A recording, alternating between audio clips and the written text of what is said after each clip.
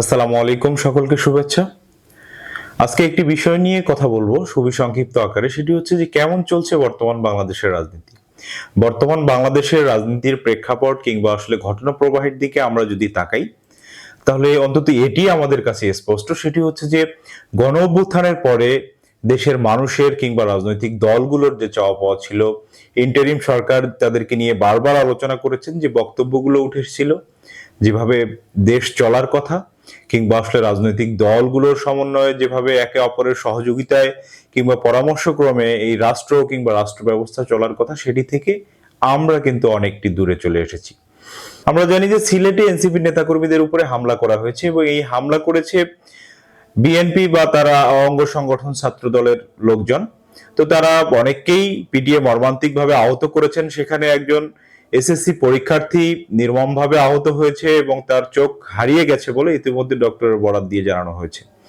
তো এই যে দেশের রাজনৈতিক অস্থিরতা কিংবা আসলে হামলার সংস্কৃতি, যেটি কিন্তু আসলে সেই পুরোনো দিনের সেই কথাগুলোকে মনে করিয়ে দেয়। যখন আমিও রাজশাহী বিশ্ববিদ্যালয়ের শিক্ষার্থী ছিলাম, আমাদেরকে শুধুমাত্র কোটা প্রথার বিরুদ্ধে নয়, আমরা সংস্কারের জন্য আন্দোলন করেছিলাম, যে বিদ্যমান যে কোটা ব্যবস্থা সেটিকে যাতে 56% থেকে কমিয়ে 5 বা 10%-এ নিয়ে আসা হয়। এটি বলতে গিয়েই কিন্তু সেই সময়ের সরকারের যে পেটোয়া বাহিনী ছিল, ছাত্রলীগের সন্ত্রাসীরা, সেই হাতুড়ি লীগ, ঝাড়ু লীগ, মোজা লীগ, হেলমেট লীগ, তারা কিন্তু আমাদের উপরে নির্মমভাবে হামলা করেছিল। ঠিক সেই ধরনের ইতিহাসের পুনরাবৃত্তি নতুন করে না ঘটুক, নতুন বাংলাদেশে এটিই থাকবে সবার আগে চাওয়া। কিন্তু আমরা যদি এই ঘটনার প্রেক্ষাপটের দিকে তাকাতে চাই, তাহলে আমরা যেটি দেখতে পারি সেটি হচ্ছে যে এই প্রোগ্রাম চলাকালীন সময়েই কিন্তু নাসিরউদ্দিন পাটোয়ারি এমন কিছু উস্কানিমূলক বক্তব্য দিয়েছিল, যার কারণে ছাত্রদল কিংবা আসলে বিএনপির নেতাকর্মী ক্ষিপ্ত হয়ে গিয়েছিল। কিন্তু কথা হচ্ছে যে ক্ষিপ্ত হলেই কেন তার উপরে হামলা করতে হবে? কিন্তু নাসিরউদ্দিন পাটোয়ারির উপরে ক্ষোভ থাকলেই কেন তার দলের উপরে হামলা করতে হবে? একটি ক্ষমতাসীন ছাত্র সংগঠন কিংবা ক্ষমতাসীন একটি রাজনৈতিক দলের কাছ থেকে এই ধরনের আচরণ কোনোভাবেই প্রত্যাশা যোগ্য তো নয় এবং কোনোভাবেই কাম্য নয়। সেই সাথে আরেকটি বিষয়, সেটি হচ্ছে যে এই নাসিরউদ্দিন পাটোয়ারি গণ অভ্যুত্থানের পর থেকেই বিভিন্ন সময়ে আমরা দেখেছি যে বিভিন্ন সময়ে বিএনপির সিনিয়র রাজনৈতিক নেতৃবৃন্দ সহ বিশেষ করে বিএনপির সিনিয়র নেতৃত্ব মির্জা আব্বাস, যিনি তার বিপরীতে নির্বাচন করেছিলেন, তাকেও বিভিন্ন সময়ে বিভিন্ন শব্দ চয়ন করে বিভিন্ন কুরুচিপূর্ণ কথাবার্তা বলে কিন্তু এই মির্জা আব্বাস সাহেবকে অপমান অবস্ত করা হয়েছে। এবং সে সময় আমরা দেখেছি যে খুব বড়সড় ভাবে এই মিডিয়াগুলো সেটি প্রচার করেছে, বিভিন্ন ইউটিউবাররা প্রচার করেছে এবং সেই সাথে সামাজিক যোগাযোগ মাধ্যমে এটি নিয়ে মানুষ শেয়ার দিয়েছে, লাইক কমেন্ট করেছে এবং মানুষ কিন্তু আসলে ব্যাপক আগ্রহের জায়গা থেকে তার এই কথাবার্তাগুলো শুনে মজা পেত। এবং এটিকে অনেকভাবেই ডিফেন্ড করার চেষ্টা করা হয়, সেটি হচ্ছে যে তিনি নাকি ওসমান হাদির আরেক কণ্ঠস্বর। আমি এটিকে কোনোভাবেই সমর্থন করি না এবং আমি মনে করি যে এটি বাংলাদেশের রাজনৈতিক ইতিহাসে সবচেয়ে নোংরা একটি সংস্কৃতির উত্থান। এবং এই নাসিরউদ্দিন পাটোয়ারি যেভাবে এনসিপি কে ব্যবহার করে এনসিপির নাগের ডগায় একের পর এক দেশের রাজনীতিবিদদেরকে নিয়ে নেতিবাচক কথা বলছেন, তারেক রহমানকে ছোট করে কথা বলেছেন, জামাতের সাথে জোট করার আগে জামাতকে নিয়ে বাজে মন্তব্য করেছেন। এবং এই মজার ব্যাপার হলো যে জামাতের সাথে এনসিপির জোটে যাওয়ার আগেই কিন্তু তারা জামাতকে নিয়ে যেটি মন্তব্য করেছিলেন সেটি হচ্ছে জামাত কোনো রাজনৈতিক দল না। 1971 সালের মুক্তিযুদ্ধ নিয়ে জামাতকে যে প্রশ্নবিদ্ধ করা কিংবা আসলে প্রশ্ন ওঠার যে সুযোগ রয়েছে, সেটি কিন্তু এনসিপি অনেক বড়সড় ভাবেই করেছেন। এবং এই নাসিরউদ্দিন পাটোয়ারি, মাননীয় প্রধানমন্ত্রী তারেক রহমান সহ পরবর্তীতে মির্জা আব্বাস, বিএনপির সিনিয়র নেতৃত্ব তাকে সহ, এবং সর্বশেষ কিন্তু আমরা যেটি দেখতে পেলাম সেটি হচ্ছে যে বিএনপির অন্যতম একজন প্রবীণ রাজনীতিবিদ এবং বিচক্ষণ রাজনীতিবিদ জনাব মির্জা ফখরুল ইসলাম আলমগীর, তাকে নিয়ে একটি বিরূপ মন্তব্য করেছেন যে তিনি নাকি মন্ত্রণালয়ের যে পদে রয়েছেন সেই পদের যোগ্য না। এবং নুরুল হক নূরকে নিয়ে তিনি একটি বিরূপ মন্তব্য করেছেন, নুরুল হক নূরকে বলেছেন যে দালালের বাচ্চা। এই জায়গা থেকে মনে করি যে এনসিপি যদি এই ধরনের বেয়াদব, উগ্র এবং অসভ্য কোন কিটকে তার রাজনৈতিক দলে জায়গা দেয় এবং তাদের না বলা কথাগুলো এই নাসিরউদ্দিন পাটোয়ারির মাধ্যমে বলানোর চেষ্টা করে, সেটি এনসিপির আগামী দিনের রাজনীতির জন্য মোটেও সুখকর হবে না। কেননা এই সময়ে এনসিপির একটি রাজনৈতিক অবস্থান রয়েছে, ইতিবাচক এবং নেতিবাচকতার মধ্যে দিয়েও ভালো একটি অবস্থান রয়েছে সারা দেশে। তো আমি মনে করি যে এনসিপি তাদের রাজনৈতিক যে বিবেচনা এবং তাদের রাজনৈতিক যে নতুন বন্দোবস্তের কথা তারা বলে, সেই জায়গা থেকে আমার মনে হয় যে এনসিপি নাসিরউদ্দিন পাটোয়ারিকে নিয়ন্ত্রণ করবে। এবং এই ধরনের কথাবার্তা বা এই ধরনের বক্তব্য উপস্থাপন নাসিরউদ্দিন পাটোয়ারি যদি করে এবং সেটি যদি এনসিপি যদি সেটিকে কোনোভাবেই ডিফেন্ড করার চেষ্টা করে বা সেই তার বক্তব্যকে প্রতিষ্ঠা করার চেষ্টা করে যে কোনো যুক্তি দিয়ে, তাহলে আমি মনে করব যে এনসিপি তো নতুন বন্দোবস্তের মধ্যে নেই, বরং উল্টো তারা এই দেশের নোংরা সংস্কৃতি কায়েমের চেষ্টা করছে এবং এটি কোনোভাবেই গ্রহণযোগ্য নয়। তাই এনসিপির প্রতি অনুরোধ, অনতিবিলম্বে আপনারা নাসিরউদ্দিন পাটোয়ারির বিরুদ্ধে ব্যবস্থা নিতে হবে।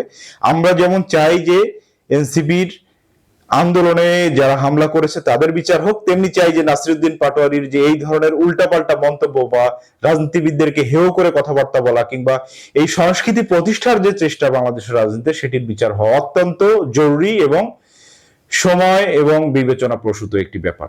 এবার যদি একটু গভীরে যাই, সেটি হচ্ছে যে আমরা দেখতে পেলাম যে হামলার পরদিন সেখানে যখন নাহিদ ইসলাম সহ এনসিপির আরো সিনিয়র নেতৃবৃন্দ হাসনাত আব্দুল্লাহ ছুটে গেলেন থানায় যাওয়ার জন্য, সেই সময়ে কেন তাদেরকে পুলিশ ব্যারিকেড দিয়ে আটকাতে হবে কিংবা আসলে কেন তাদের যাওয়ার যে পথ সেটিকে রুদ্ধ করার জন্য কেন সেখানে ট্রাক দিয়ে তাদের পথ রুদ্ধ করার চেষ্টা করা হবে? বিএনপিকে এই ধরনের ক্লাসলেস বুদ্ধি কিংবা আসলে নর্দমায় নামানোর যে পায়তারা তারা আসলে কারা করছে? আমি মনে করি যে এটি বিএনপির হাইকমান্ড বা তারেক রহমান মাননীয় প্রধানমন্ত্রী, আপনাকে অবশ্যই এটি বিবেচনায় নিতে হবে যে বিএনপির যে সেই ট্রাকের ইতিহাস, যে সেই সময়ে বেগম খালেদা জিয়ার বাসার সামনে যেভাবে আওয়ামী লীগ ট্রাক দিয়ে তাদের পথ রুদ্ধ করেছিল, এবং সেই সময় কিন্তু আমরা দেখেছি যে বিএনপির দুঃসময়ের কিছু নেতাকর্মীকে পেলেও সেই সময় কিন্তু আপনাদের অধিকাংশ নেতা কর্মী রাজপথে ছিল না, এবং যার কারণে কিন্তু দীর্ঘ সময় আপনাদের এর মূল্য দিতে হয়েছে। তো আজকে সেই ঘটনার পুনরাবৃত্তি কিংবা আসলে আপনাদের সেই পুরনো ইতিহাসকে স্মরণ করিয়ে দেওয়ার জন্য কারা আজকে আপনাদেরকে এই জায়গায় নিয়ে আসলো, সেটি কিন্তু আসলে তদন্ত করে এর সুষ্ঠু বিচার হওয়া দরকার বলে মনে করি। কারণ বর্তমান সময়ে আমরা দেখতে পাচ্ছি যে বিএনপিতে কিছু নব্য বিএনপি তৈরি হয়েছে। অতীতে যত ত্যাগী নেতা ছিল তারা সঠিকভাবে মূল্যায়ন না পাওয়ার কারণে এবং সেই সাথে হাইব্রিড নেতার উত্থানের কারণে, অন্য রাজনৈতিক দল থেকে অনেককে স্পেস দেওয়ার কারণে তারা এমনভাবে মিডিয়ার সামনে বা জাতির সামনে এমন কিছু হাস্যরসাত্মক এবং এমন কিছু হাইপারবোল বা অতিরঞ্জিত কথা বলছে যেটি আসলে কখনোই গ্রহণযোগ্য নয়, সমর্থনযোগ্য নয়, এবং সেটি বিএনপির ইমেজকে অনেক বেশি ক্ষুণ্ণ করছে। তাই আমি মনে করি যে আজকেও যেমন কুড়িগ্রামে এনসিপির নেতাকর্মীদের উপরে হামলা করা হয়েছে, এটির ফলে যেটি হবে সেটি হচ্ছে যে বিএনপির উপরে মানুষের যে আস্থা সেটি কিন্তু ধীরে ধীরে নষ্ট হয়ে যাবে এবং এনসিপির সেই নাসিরউদ্দিন পাটোয়ারির যে নেতিবাচক কথাবার্তা সেটি প্রতিষ্ঠা পাবে। কাজেই মাননীয় প্রধানমন্ত্রী জনাব তারেক রহমান সহ বিএনপির সিনিয়র নেতৃবৃন্দ এবং হাইকমান্ডের প্রতি একটাই অনুরোধ যে আপনারা অবশ্যই আপনাদের নেতাকর্মীদেরকে নিয়ন্ত্রণ করুন, এবং সেই সাথে এনসিপির প্রতি করজোরে অনুরোধ সেটি হচ্ছে যে এদেশের রাজনীতিকে কোনোভাবেই কলঙ্কিত হতে দেওয়া যাবে না। আপনারা গণ অভ্যুত্থানের অন্যতম শক্তি এবং গণ অভ্যুত্থানের অন্যতম শরিক। কাজেই আমরা যেমন চাই না যে আপনাদের মাধ্যমে এই দেশের কোনো ক্ষতি হোক, ঠিক তেমনি ভাবে আমরা এটিও চাই না সেটি হচ্ছে যে অন্য কোনো রাজনৈতিক দলের মাধ্যমে এনসিপির কোনো ক্ষতি হোক, এবং এটিও চাই না এনসিপির কোনো নেতাকর্মীকে দিয়ে এদেশে নেতিবাচক কোনো রাজনৈতিক সংস্কৃতি কিংবা বুলিং এর রাজনৈতিক সংস্কৃতি তৈরি হোক কিংবা আসলে রাজনীতিবিদদেরকে ব্যক্তি আক্রমণ করার সংস্কৃতি তৈরি হোক। আমরা দেখেছি যে গণ অভ্যুত্থানের পরে এনসিপি কিভাবে তাদের অন্যতম শরিক দল গণ অধিকার পরিষদ সহ অন্যান্য রাজনৈতিক দলগুলোকে এক ঘরে করে রেখেছিল। এক কথায় বলতে গেলে মন্ত্রণালয় সহ সব জায়গায় তাদের একচ্ছত্র আধিপত্য ছিল। ডিসি অফিস থেকে শুরু করে ইউনো অফিস, থানা, সবকিছুতেই তাদের একক আধিপত্য ছিল জামাত ইসলাম সহ।